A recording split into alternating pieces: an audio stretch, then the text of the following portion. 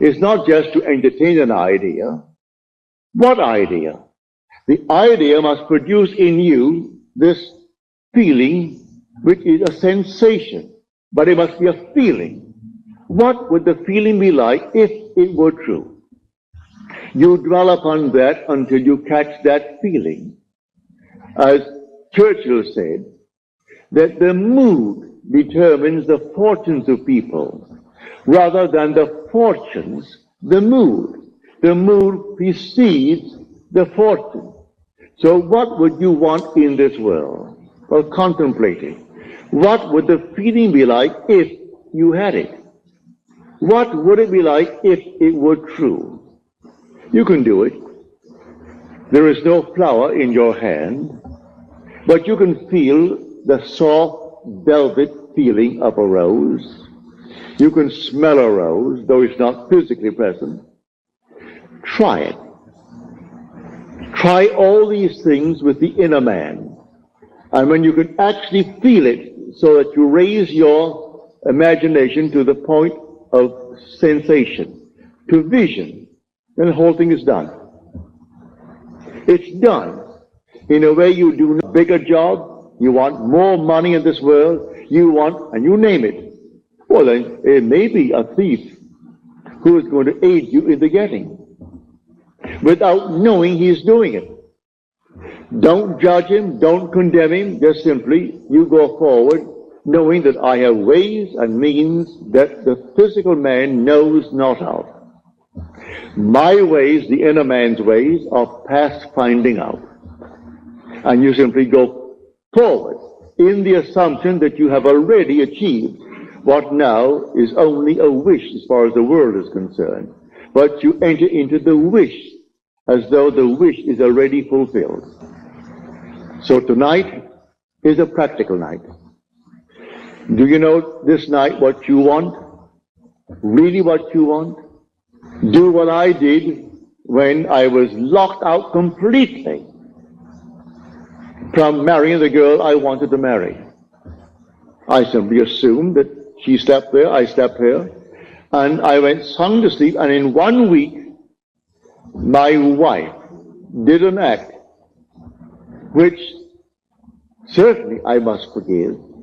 In the eyes of the world, she is condemned for taking what she did not pay for. And yet, because of that act, I got my freedom. Then who is the culprit? Am I not? If there is any culprit, I am. If there is any culprit in this world, it is God. There is nothing but God. God is doing all in this world. He created everything in this world. And so if in me, he is the second man, and the second man is my imagination, and that is God. For man is all imagination, and God is man, and exists in us, and we in him. The eternal body of man is the imagination, and that is God himself.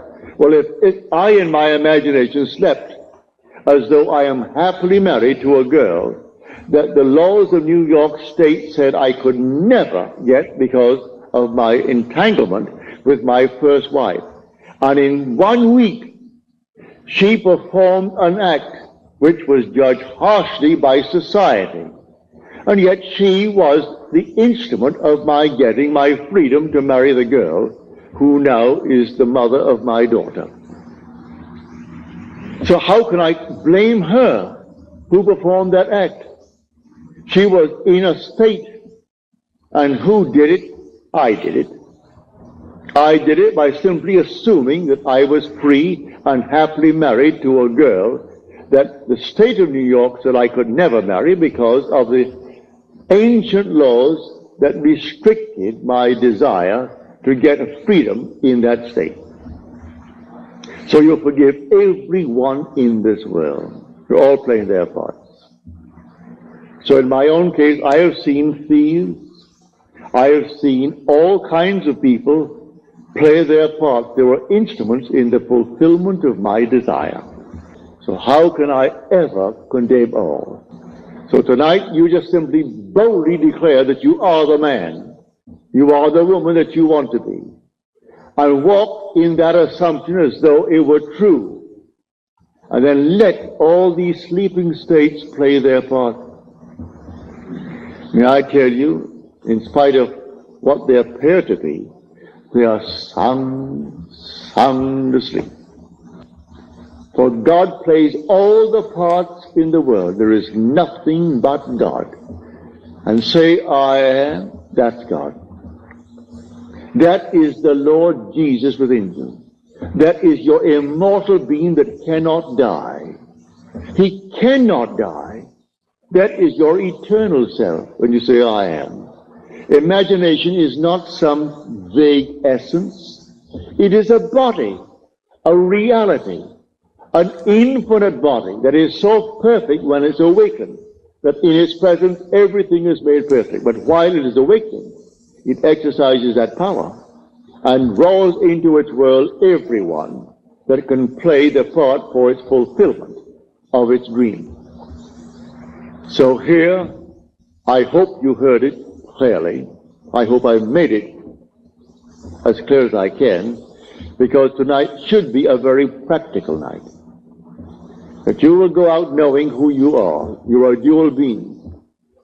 But the first man is of the dust, and to dust he returns. That is the man of earth. The second man is the Lord from heaven, and he cannot die.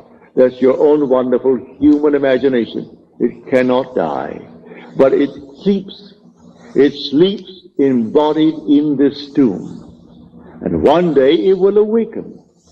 As I've told you in the past, the symbolism of Scripture will surround you. It's perfect. It is true. Everything told you in Scripture as to his birth, you are going to experience. And then your imagination awakens. And you trust no one but it. Only this being within you do you really worship.